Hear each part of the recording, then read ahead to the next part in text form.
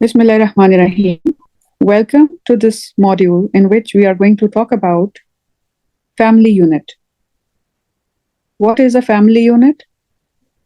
What are the expectations of a couple when they start their life as partners?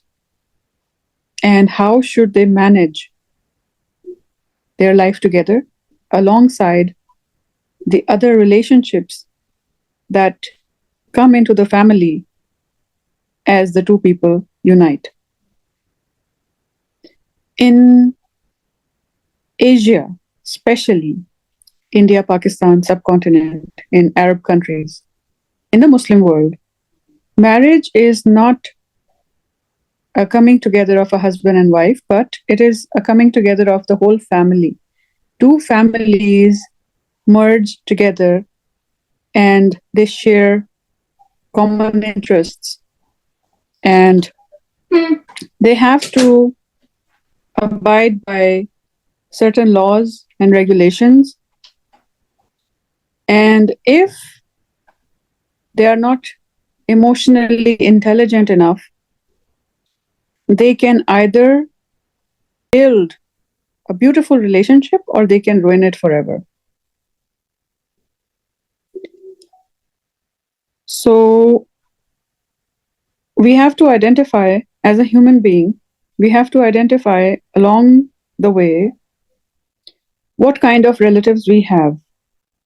And this is what we are going to talk about in this module: how to assess and how to overcome the challenges of married life after marriage. So you're married.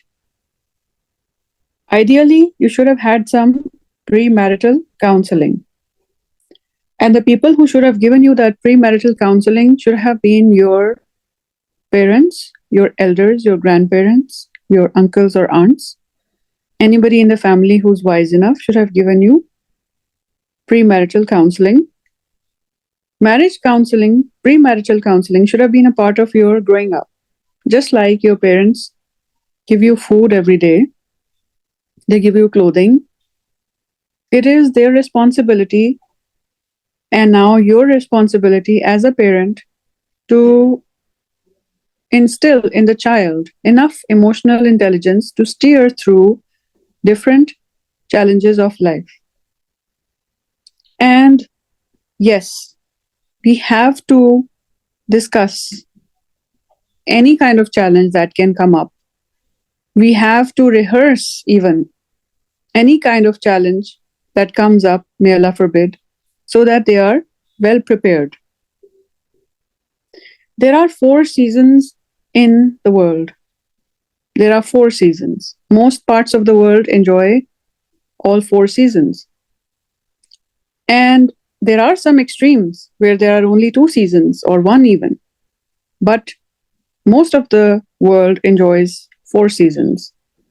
We have spring, we have summer, we have autumn, we have winter. And so does life. It has its own ups and downs. There will be cold days, there will be warm days, there will be hot days, and there will be extremely cold days. We have to, just like we prepare for the hot and cold of the seasons, we have to prepare our children for the ups and downs of life. Like, for instance, when I wanted to go and attend tennis classes, my mother told me I cannot go unless and until there is somebody who goes with me. Then I wanted to go to the library frequently because I loved studying. I loved reading books. Again, the biggest hurdle was that I could not go alone. And one thing that really, really stuck with me was her reply. I said, irritated like any teenager, I hate it that you guys don't trust me.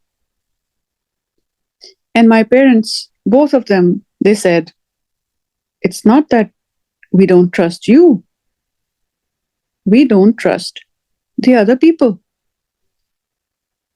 And that answer came like a cold water jug thrown over my head, and all my fury was gone. And my love for them was increased because they trusted me, but they did not trust other people. Similarly, we are only responsible for ourselves. We can only prepare our children to be mindful of their own actions. And we can only teach them so that they are successful in the eyes of Allah subhanahu wa ta'ala.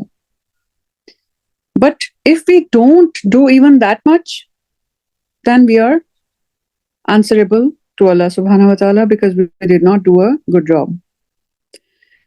So, when children are ready to get married, they should be counseled appropriately, just like when they are starting a business, they are counseled appropriately. Just like when they are going to school, we feel it is our duty to counsel them about their career choices and their other choices they make in life. We are often intruding and interfering as parents.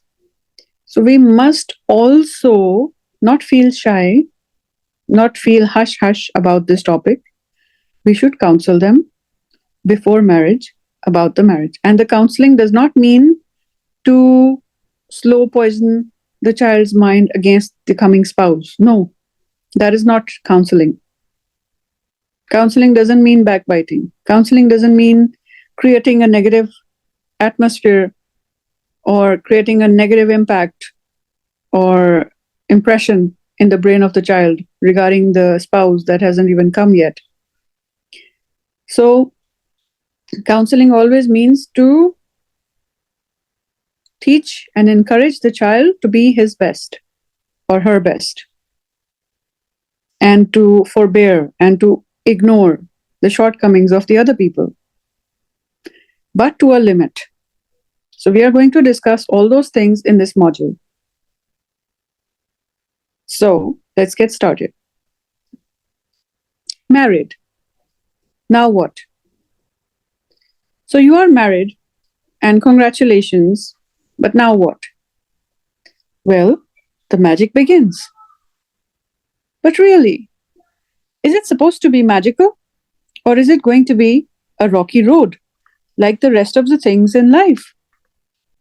Quran tells us that life is filled with challenges and marriage journey is not exempt of its own ups and downs.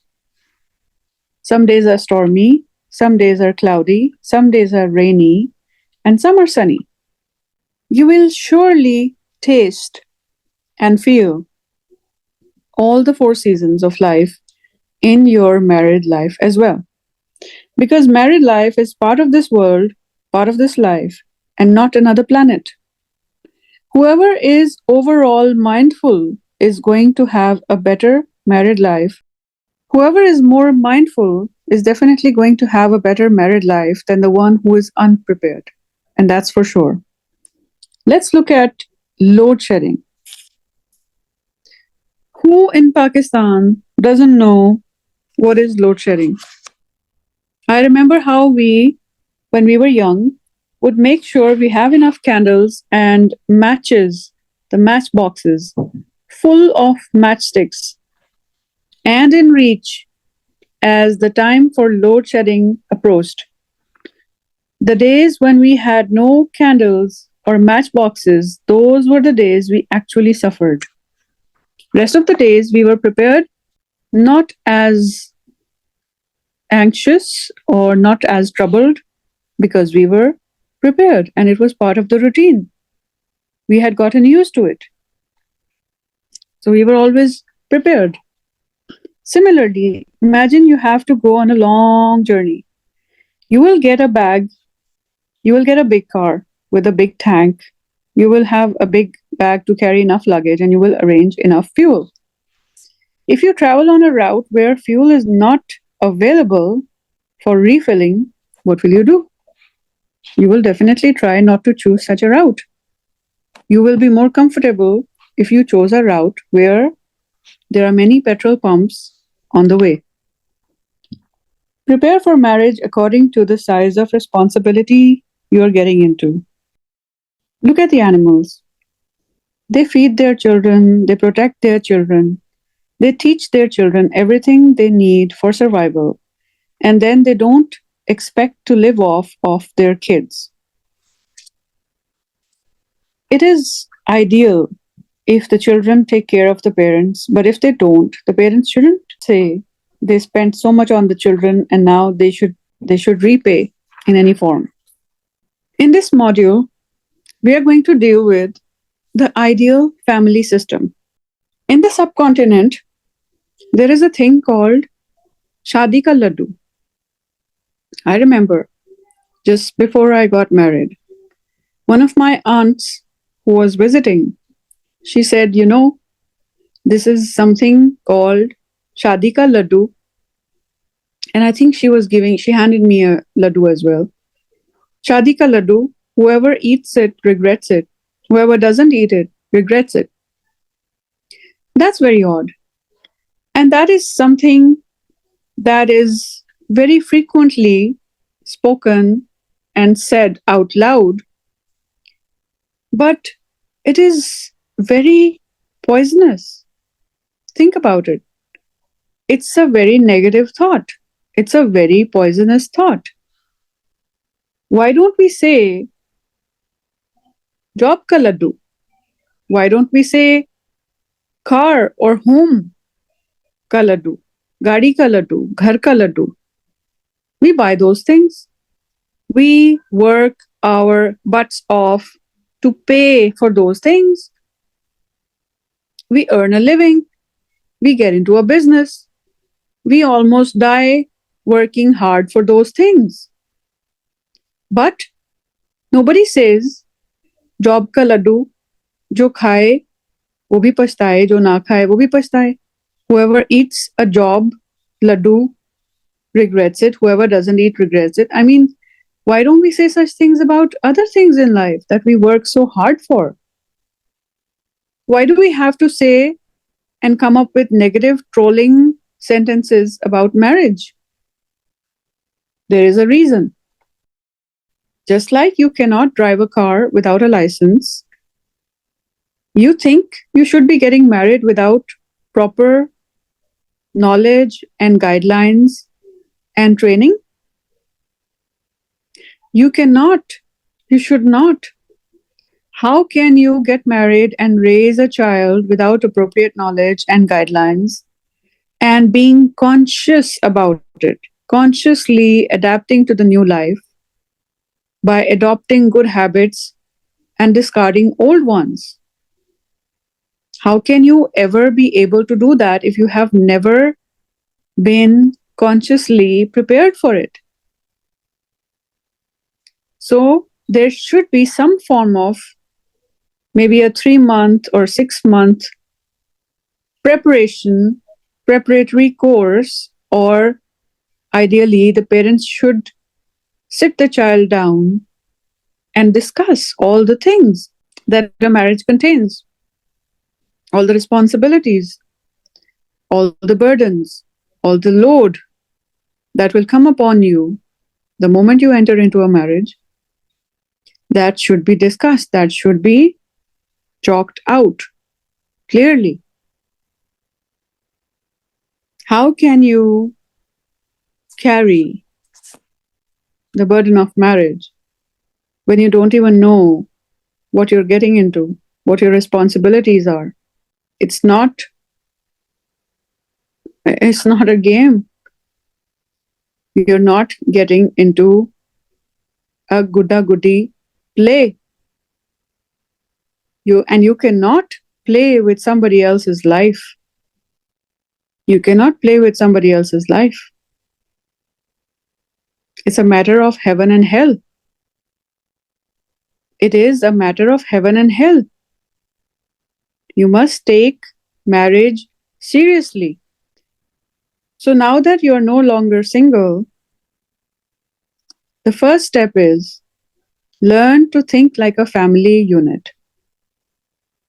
You must learn to think like a family unit. Just like We are creation of Allah subhanahu wa ta'ala. We are answerable to Allah subhanahu wa ta'ala. We are not answerable to the spouse, as in, we should not think that they are bossy when they ask us where we are. It is out of love and mercy and compassion that they are fearing or worrying over us. And if they ask where we are, we should not feel irritated. Some stupid people try to intimidate or trigger spouses against each other by saying, why are they always asking you where you are? Why are they always poking? Or why are they being nosy? Why are they being a stalker? And they use such negative terms. And they try to poison your brain into believing that your spouse is a control freak or something like that. While they're not, they're just being loving and caring and kind, and they're just missing you. So do not fall prey to such stupid comments of the spectators. Try to understand. Your spouse is genuinely concerned where you are because they are missing you. We are often not very generous with expressing our feelings to the other person, to the spouse especially. And rather than saying that I miss you, we just end up asking, where are you? And the other spouse would start thinking that, is this person trying to control where I am? And the spice will add up when other people also start commenting that, oh, is it your wife again? Is it your husband again? Are they very controlling? Are they very nosy? So don't feel like that. You are no longer a single person. You should pay attention to the feelings and the needs, the emotional needs, the psychological needs of your spouse. And you should really learn to think like a family unit. You should be courteous enough to inform them if you're getting late. You should be courteous enough to inform them if you're going somewhere else after work and not going home directly. You should feel the responsibility of informing your spouse who is probably waiting for you. And same goes for the women who are working. They should inform the spouse about any important thing that they need to discuss, especially the ones that they think that the husband would be concerned about. You are a family unit. You are like one body, and you should trust each other, share everything with each other within the boundaries, and you should always keep a good opinion of each other. And you should always try to create a good opinion in the mind of the spouse about you. You should always try and earn your spouse's good opinion. That is important.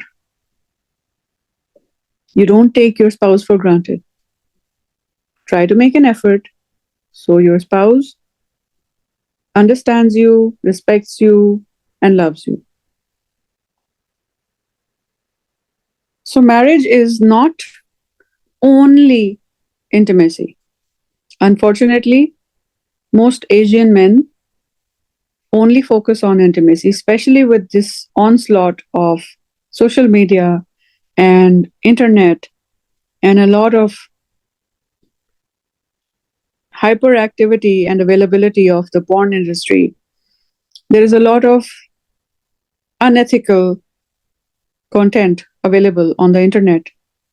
And unfortunately, most men are very addicted to watching porn from a very young age. While the women, the girls, are kept so hidden and naive that they almost never focus on the intimacy part of a marriage. And they are just so happy and excited about the clothes and the makeup and the hairstyles and the other things than understanding what they're getting into when they get married. And the couple are so shy when they get married. They're too shy to discuss with each other. They will be discussing, the men especially might be discussing their sexual desires with their other friends, their male friends, but they will never be discussing them with their own wife, who they should be discussing it with.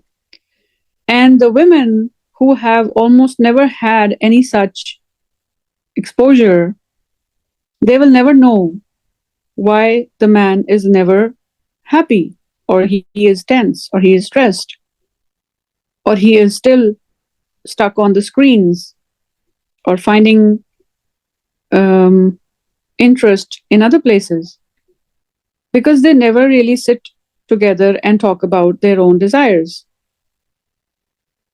So we should not feel as if we are doing something wrong if we speak with our spouse about our own desires. You cannot be more spiritual than Allah subhanahu wa ta'ala, who created this relationship.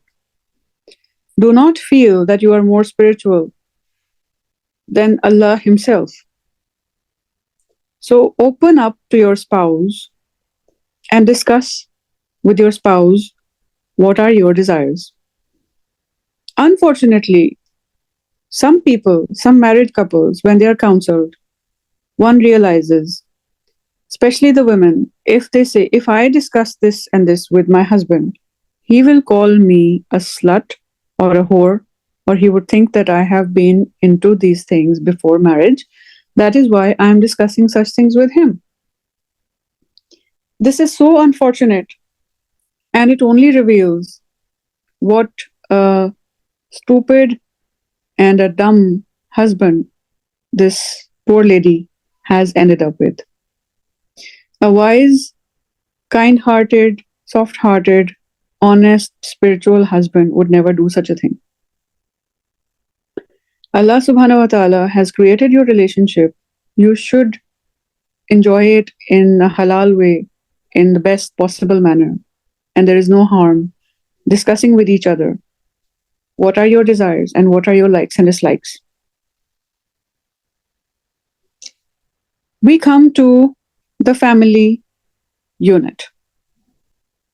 And we are going to talk about the ideal family unit. So let's get started. To begin with, there is no such thing as the ideal family unit. Yes, you heard me right. There is absolutely no such thing, and I have looked with a looking glass. There is no such thing as an ideal family unit, not even close. Why? Because all families are different. All families are different. Everybody has their own ups and downs, their own specific problems.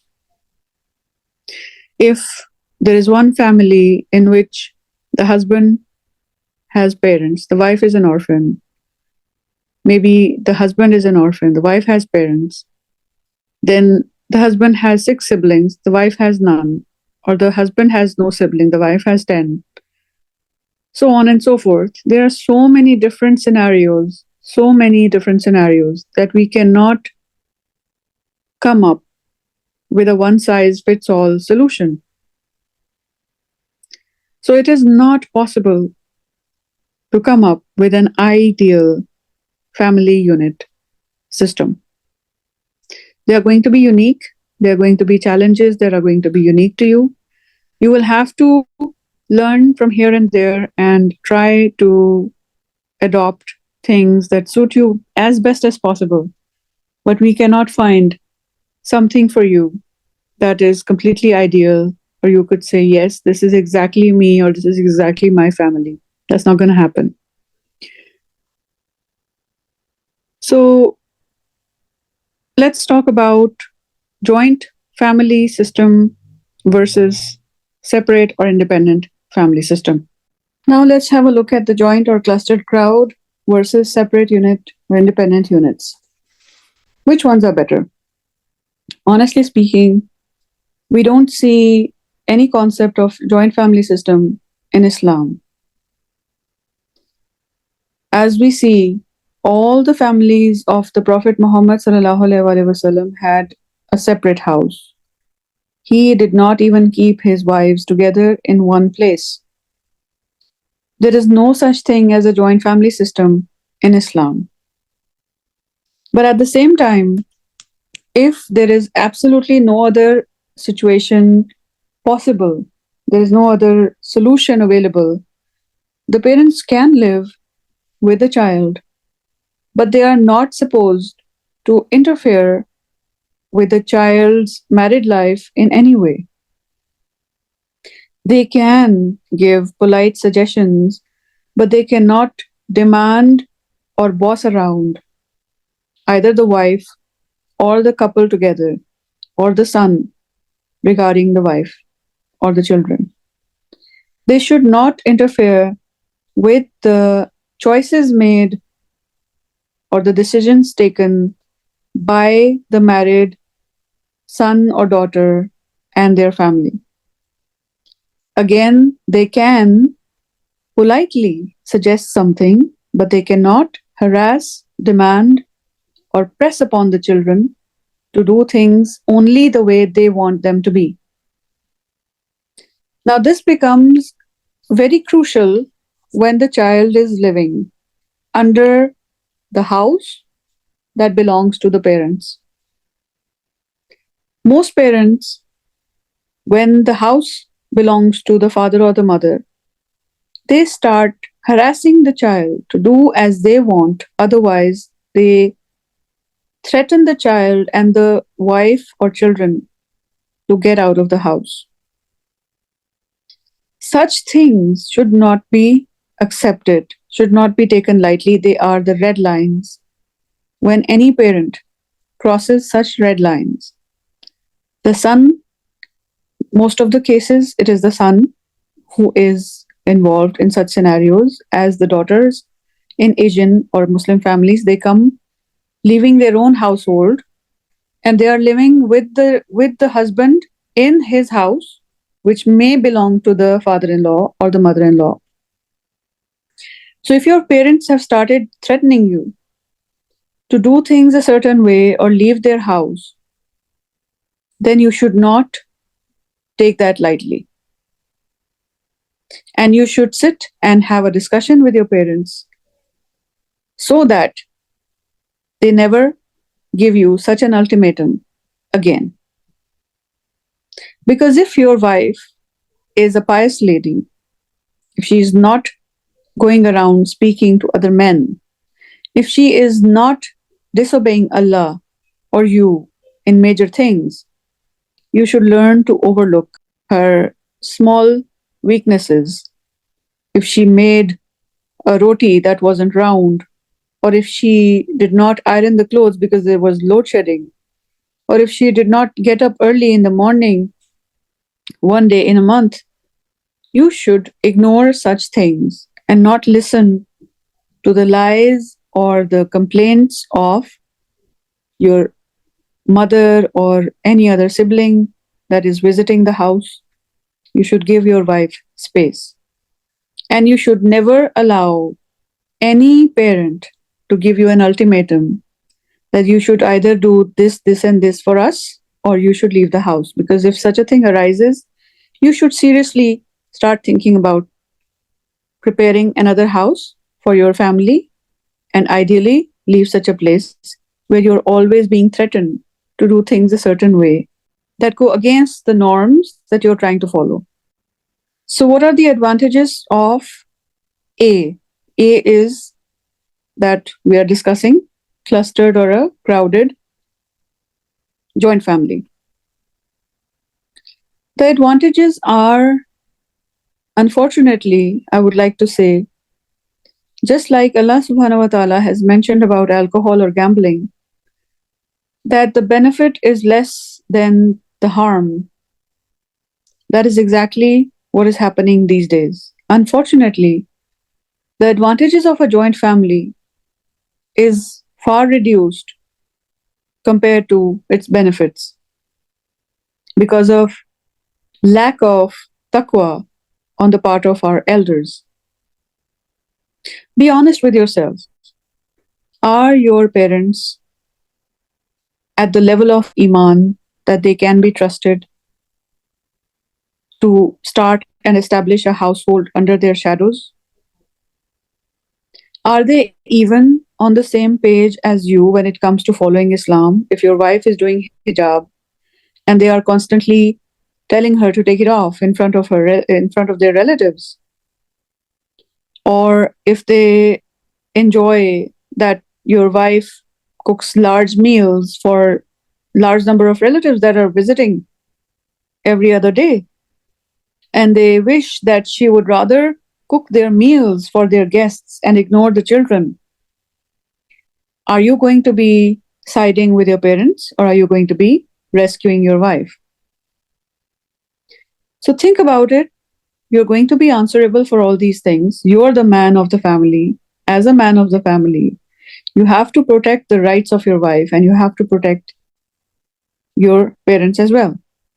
But when your parents are doing zulm, then you help your parents by stopping them from doing the zulm.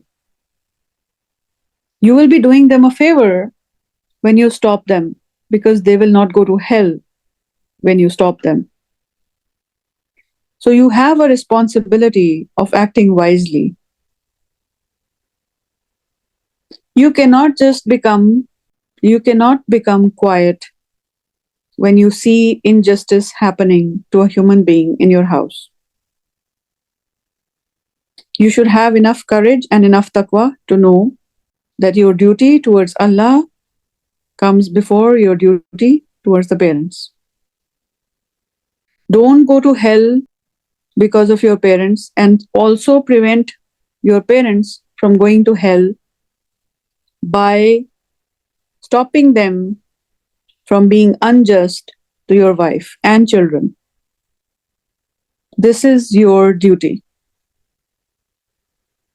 So in current scenario, there are more disadvantages of a joint family system than the advantages.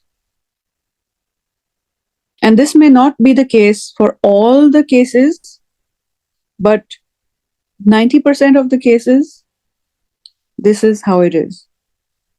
We don't have enough taqwa, and right in the beginning, the parents of the son end up creating such a hateful environment. They put such poison right in the beginning of the marriage that it becomes so difficult to erase it along the years. It is better to avoid starting your life in the same house as your parents. It is better to avoid. And this is the most sincere advice I can give. From all the families that I have counseled, this is my conclusion. If you don't want to end up in a very poisonous marriage, avoid living in a joint family, especially if you are a man living in India or Pakistan. There is a lot of jealousy, there is a lot of injustice, there is extreme interference from morning till night. There will be 1,000 times interference in just 12 hours or 24 hours of life. Why are you sitting here? Why are you not sitting here? Why are you eating this? Why are you not eating this? Why are you in the kitchen? Why are you in the bathroom? What are you wearing? Why don't you wear something else? Where is that thing I gave you? Why don't you wear that sari? Why don't you wear this shoes? Why don't you make your hair from the other side, your makeup is not like this, your lipstick is like that, your every single thing is being scrutinized and commented upon. Then there is stress. Your wife did not do salam. Your wife did not look down. She looks me in the eyes. She made this food. She made that food. She was supposed to make dal. She did not make dal. Oh my God, there's going to be so much commenting, more than the commentary of a cricket match or a football match. Then there's going to be competition. Then there's going to be a modesty breach. Your wife wants to cover up. She wants to wear hijab. And your parents might say, "Oh, this is just my brother. You want to cover up in front of him or her? This is your sister's husband. Why would your wife cover in front of him? These are our relatives. They've been coming to our house for the past 25, 30 years. Why do you want to cover in front of him?" So on and so forth. So there will be modesty breach. And parents will mind it if you start covering up in front of their relatives. And this has happened, and I have seen it happen many times. And there will be harm infliction. There will be lies told out of jealousy. There will be slandering. There will be backbiting. There will be so many things involved that can actually. It's better to avoid a joint family than to end up in hell. So it is better for both dunya and akhirah that you start your life in a separate house. Do not lodge your wife under the same roof as your parents, ideally. And in that, you will have to sacrifice, of course. You might belong to a very rich family. You might have to decide to move into a single bedroom apartment. You might have to decide to go into a very modest, small house compared to the one you're living into, but do that. That will save you from a lot of trouble, a lot of mountains of trouble. Mountains of trouble, trust me. In this day and age, we are not people of taqwa. Even if you find a family where people are, I have done this many Hajj, I have done 20 Umrahs, I have done this, I have done that, I'm a Imam of Masjid. No, even such people as your in laws, go live in a separate house with your wife. Or at least have a separate compartment. If you live in the same house, same building, have a completely different portion with a kitchen and bathroom for your wife. So the advantages of a separate unit be, you can be as romantic as you want with your wife. You can eat either in the house, or you can go to a restaurant, you can go outing, you can have a vacation when you want to. You don't have to take permissions, you don't have to give answers. You can She can have the freedom of wearing lighter clothes at home. She doesn't have to cover up all the time. She doesn't have to do things for 20 people or the guests of the family. And she can have some me time. She can have some time to relax. She can get ready for you. Um, you can have some special time together without interference, without being spied upon. And there will be a lot less noise in the background. There will be a lot less waswasa and slandering and backbiting and nagging and interference. And you will have a much more peaceful time to bond together. You won't have to worry about others all the time. You won't have to run errands for others. You will get a lot of time to enjoy as a beautiful couple. And it is also true with plants. When we plant the seeds, even the farmers know this, any florist would know this. When you plant a seed, you have to plant them at a certain distance. You can't plant them close together. Why? Because One plant would soak up all the nutrition and the other plant would die if they are placed too close for comfort. There has to be a certain distance. So, distance can help you grow. Distance can really actually help you grow. And crowdedness can cause you to die. And the love will die. And the relationship will die. And the flower of love that was supposed to blossom in your hearts, that will die prematurely. So, the advantages of having a separate home is much, much greater. The advantage is far greater than not. So, ideally, go for a separate household, even if it is one room, even if it is a single room apartment. Go for it and start your house over there. And for this, first, the man has to be mature enough to understand the responsibilities of paying the bills. He should have the courage.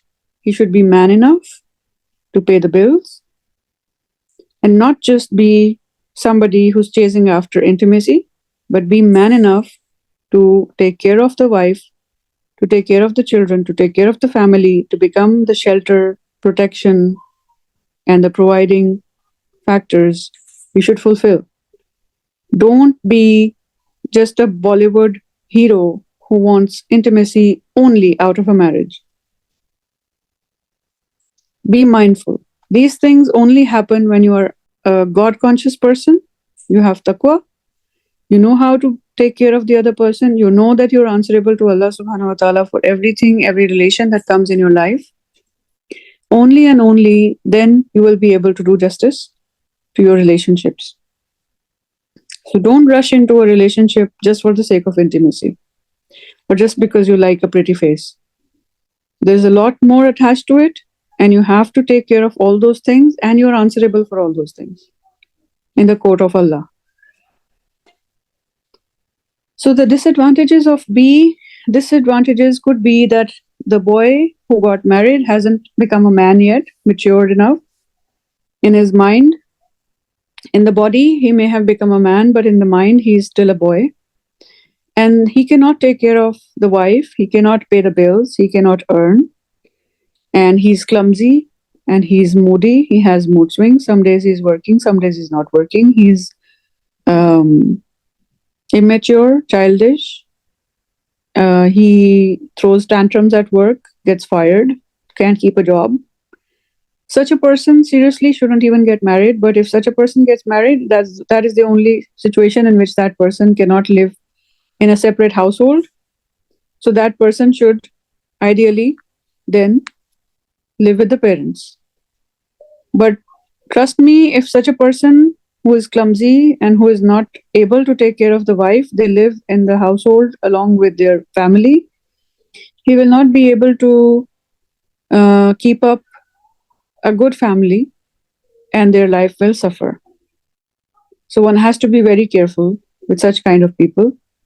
And may Allah protect us all and give us all good households. Now we are going to discuss respectful boundaries versus loud drama. Let's talk about respectful boundaries or loud drama. As we have discussed earlier, there is no concept of creating respectful boundaries when it comes to Asian families. They believe that it is horrible, even detestable, even unthinkable if we try to create boundaries between children and parents. However, it is extremely important that we learn how to create respectful boundaries. This will save us from a lot of trouble, a lot of heartache, and a lot of damage. It is better to prevent than to damage control. It is much better to control a damage from happening than to fix it later on.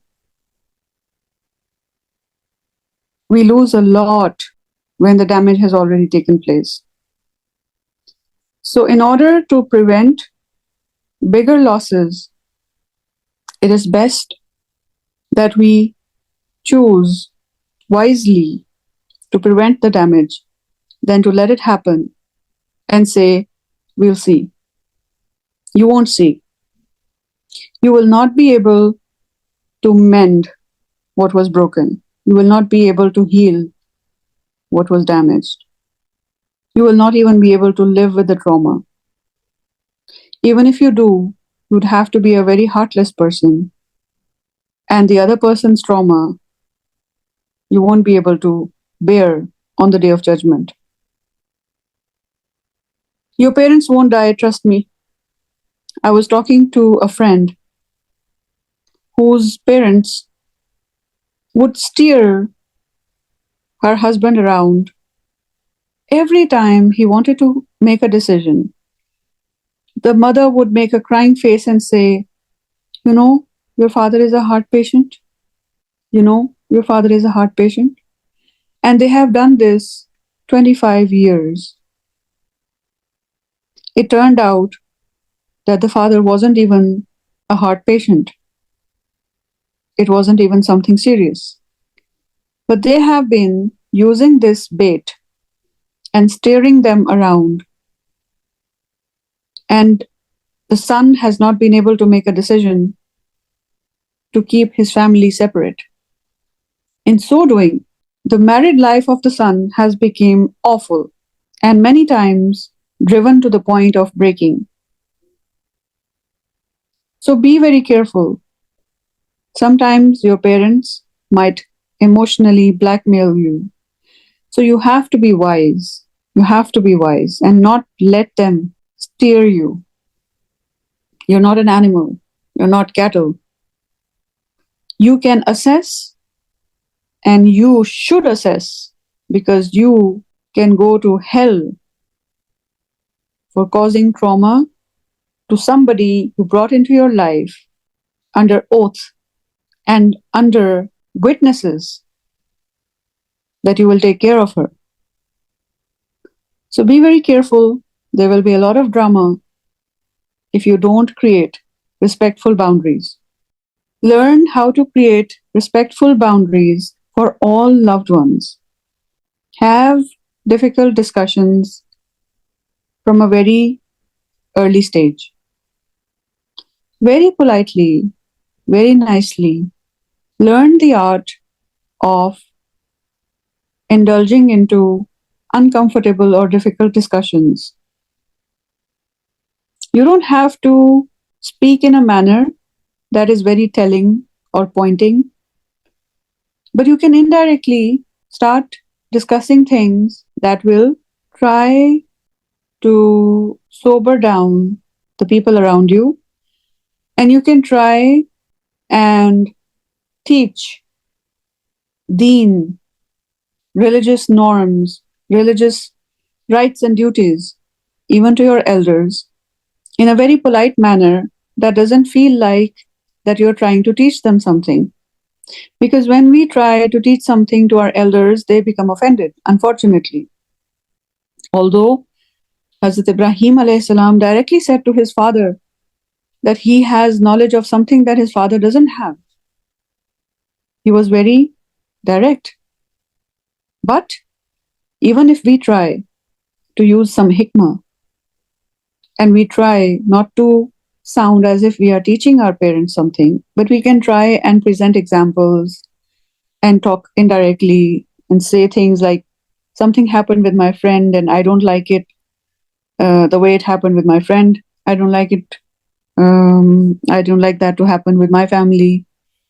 And you can give extreme scenarios like, my friend's parents did so and so to his wife, and then my friend left the families. I don't want that to happen in my family. So you can sit and indirectly, slowly, you can try to give examples. But of course, eventually, if they are so adamant that they refuse to even listen to your kind counseling and polite and loving counsel, if they refuse to listen, then you have to step in and you have to protect your own family. Because eventually, end of the day, your duty, my duty towards Allah subhanahu wa ta'ala is far greater than my duty towards parents. And even when you create a separate household, you do not abandon your parents. We are not even allowed to abandon parents that are kafir. So you are not being told to abandon your parents, you're just being told to protect both families. When you protect your family from getting hurt by your parents, you're actually ensuring that your parents don't end up in hell. Think about it. When you are protecting your family from your parents, you're actually protecting your parents from ending up in hell. Think about it. That's a very strong statement, I'm telling you. You are protecting your parents from going to hell when you are creating a separate household for your wife and child. Think deeply about these things. So, creating healthy boundaries for all loved ones is very important. Do not become emotional. Do not fall for the alligator tears of anyone. Be nice, be polite, be kind. Don't make a Hitler's face when you go home, either to your parents or to your wife. Be very kind and polite. Think through everything and use a lot of wisdom and kindness and empathy and compassion in mending both relationships. So, if you don't know or if you've never known how to create boundaries, that's perfectly fine. There was a day you didn't know how to ride a bike. There was a day you didn't know how to ride a car, but you learned it. Maybe you didn't know how to operate a PC or an iPad. There was a day I didn't know how to even turn on a PC. But we always learn. So if it is something that is new to you, learn it. Ask those who know. Take counsel. There is so much content on YouTube. You can go through some scholars. You can learn. You can discuss it with some scholars. You can learn. And ideally, right now, all the top scholars are suggesting that a husband and wife should have a separate house or a separate, completely independent unit, even if they're living in the same house as the parents, without any interference of the parents. Start thinking. Don't drop the bomb immediately, but start thinking how to be least offensive in doing so and start working towards creating a healthy boundary between your relationships. And start working towards your own relationship in the best manner possible. So you had a dream, but you ended up in drama. You had a beautiful dream, but you ended up in a very terrible drama. Can it be fixed? Yes, it can be fixed.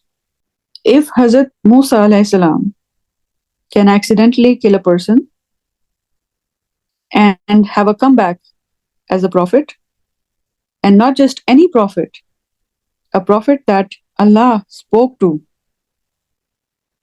then your drama can turn into a dream.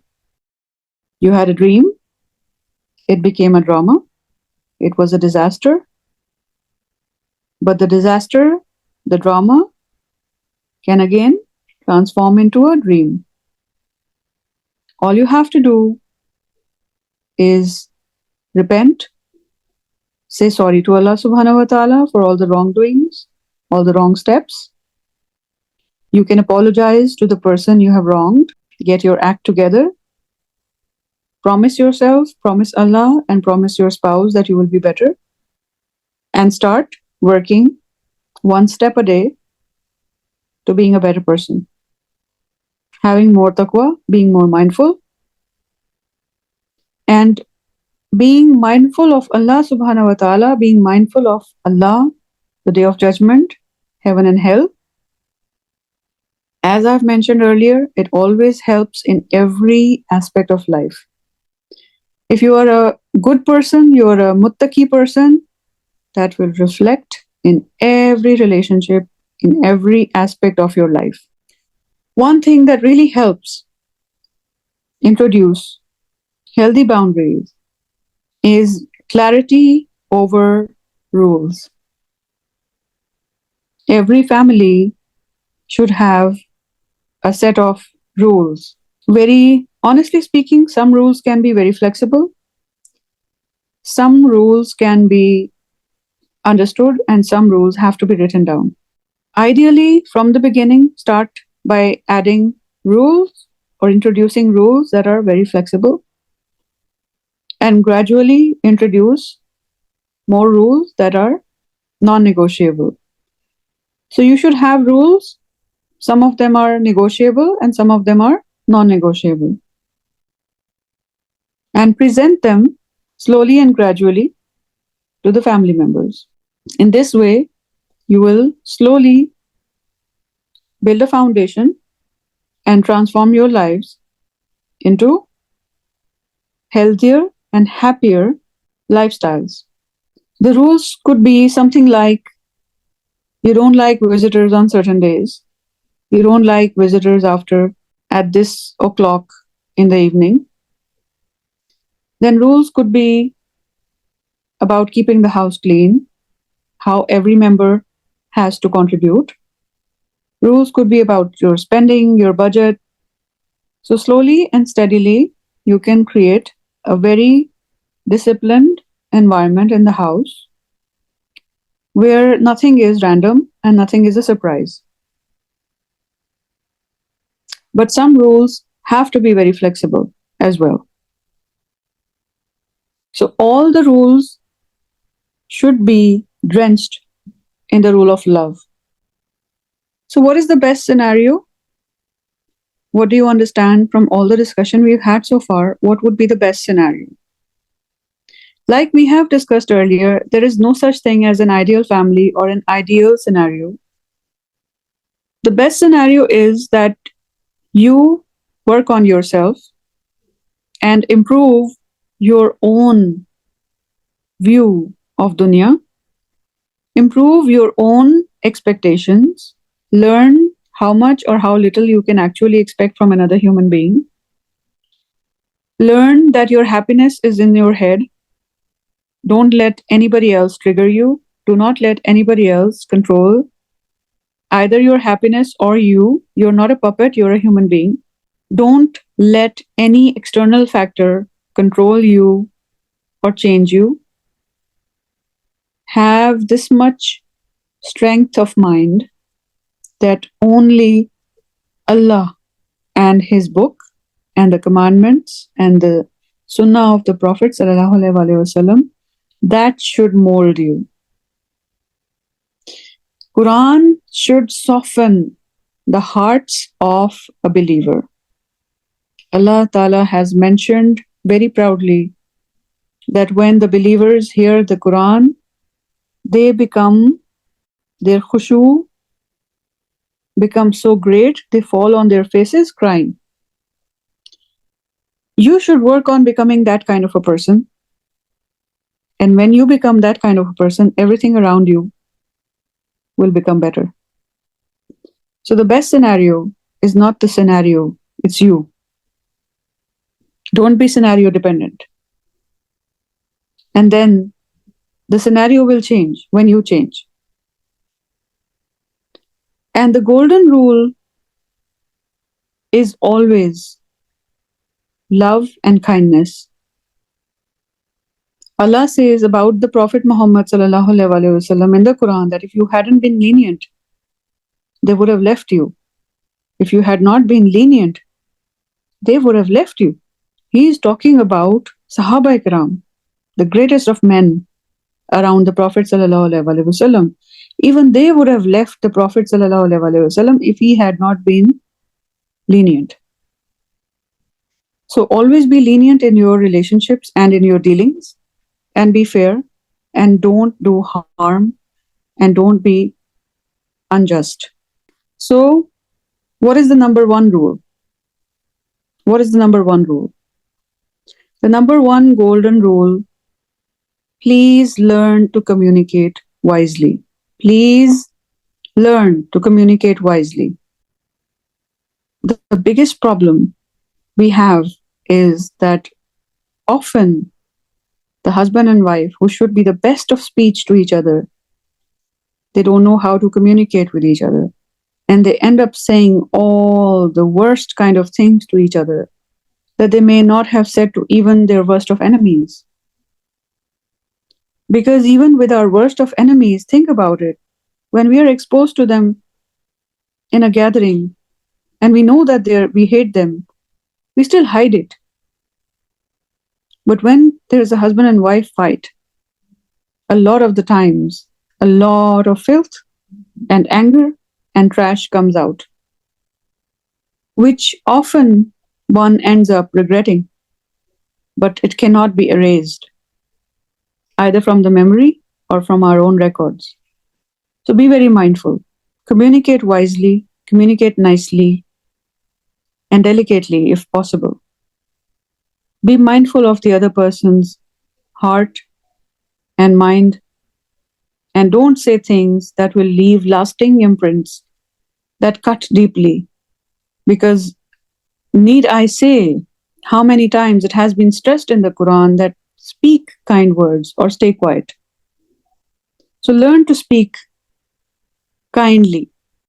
Some people have, unfortunately, this bad habit of saying the most hurtful things because I don't know and I don't want to find out what kind of evil pleasure they find in it. That they wish to hurt the other person. They have this tendency of deliberately hurting the other person and finding pleasure in it.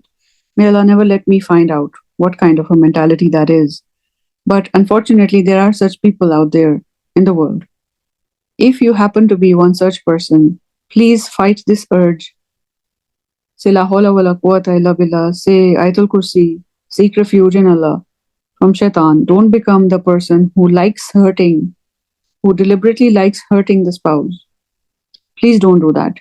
Whatever you're doing, it might be hidden. Your intentions might be hidden from the spouse, but they're not hidden from Allah subhanahu wa ta'ala. Please be mindful of this thing. Please learn to compromise and compensate. Please learn to compromise and compensate. Allah subhanahu wa ta'ala says in the Quran that it is possible you like something, you don't like something about your spouse, but there are other things that have hair. So if you don't like something about somebody, if you don't like one habit of the spouse, maybe you don't like their complexion, look at it the bright way. They have so many other habits that are good. Maybe you don't like one thing, but don't let that one thing make everything else zero. Think of their other habits. Think of other worst case scenarios. Prophet Muhammad ﷺ has taught us to look at those less than us, not at those who have more than us, but always look at those who are deprived, who don't have even as much as we have. So when you have a wife, you may not like one habit. Think of other things that have a lot of hair in them. And I would like to remind once again, do not hate your wife because of what your mother says. Do not hate your wife because of what your mother told you. It is very likely that your mother exaggerated a lot of things. May Allah forgive her, but it is very likely that that happened. And compensate is something that is unfortunately completely missing from the equation these days. When we miss a salah, when we miss a fast, there is compensation. When we miss, for example, something happens in the manasik of Hajj or Umrah, we have to compensate. Why do we forget that when we hurt a spouse, we don't have to compensate and we take it for granted? You have been hurting your wife or your husband for 10 years. And all of a sudden, when you patch up, you feel that automatically everything will be fine. No, you have to compensate.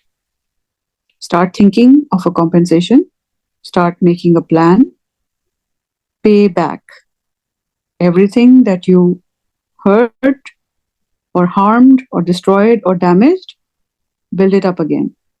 For the sake of Allah, compensate. Another thing I cannot stress enough, don't be a fool in love. Respect is always superior to love. Do not be a fool of, I have fallen in love. I just love this person so much. I can't live without them. I'll die if I don't get married here. No. You will be destroyed even if you love the person, you got married to that person. If you're not a good person, if you're not mindful of Allah, you will destroy that marriage and you will hate that person for the rest of your life, and that person will hate you for the rest of your lives. Loving somebody does not mean that you can have a good marriage together. That is the biggest lie Shaitan sells. You can love a person and trash your marriage. You can be in love with a person and still trash your marriage. Be mindful of Allah. Love is not enough to have a good marriage. Respect, on the other hand, is far superior. Respect your spouse and earn their respect. Respect your spouse and earn their respect. That is way more superior to just having an emotion that is empty. Love is nothing but an emotion, and it is a very superficial emotion. Respect is deep. Respect is deep. And it will make your relationship very solid and very long lasting, inshallah. And make effort. Never think that now that you're married, it will go on autopilot. Marriage does not go on autopilot. It is an everyday struggle. Make an effort. Shaitan will not let you say or give compliments. You have to make a plan to at least give one compliment every day. Try to be nice. Shaitan will stop you. Try to be nice. Say at least one good thing to your wife or husband every day. Ideally more than that. But at least once a day. Make the effort. It's not going to be done on autopilot. Just like your job, or just like even an omelette, you cannot cook an omelette on autopilot. You cannot even wish for a glass of water and get a glass of water in your hand. You have to get up, go fill the glass with water, then drink it. Everything in life has effort in it. Make the effort for a long lasting, beautiful relationship. It is going to be as beautiful as you make it. It is going to be as beautiful as you make it. So it is up to you how beautiful you make it. And please try, please try, please try. Do not taunt or insult your spouse. It is absolutely useless. Nobody improves by taunts or insults. Do not taunt or insult your spouse. Please never do that. That will only kill the love. It will only kill the heart. Don't taunt or insult your spouse. Give compliments even if you don't feel like to. You can write down a few sentences. There was a friend of mine whose father was a judge, and she once told me something very beautiful, that her father would write down the conversation he was about to have with his wife on the phone, and even to the extent that he would write down the compliments he was going to give her. Now, that is Something that might seem funny to some people, but for a very busy person who's extremely busy, filling files, making notes, working on cases, it is very easy to forget to do these small acts of kindness towards your spouse. So he would make sure that he will give a compliment whenever he called his wife. That was really sweet. So you can think of two, three templates that you have to mention every time you talk to your spouse, and you have to say those things.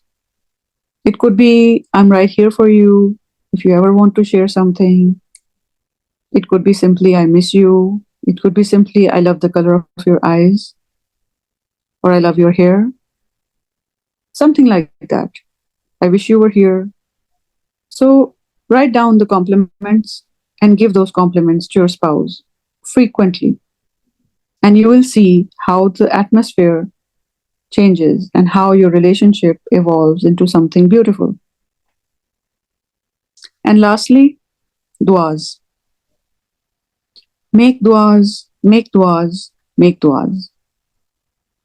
Duas are so important, especially for the husband or wife or children, that Allah subhanahu wa ta'ala has secured for eternity, like forever and ever, till this life exists on earth.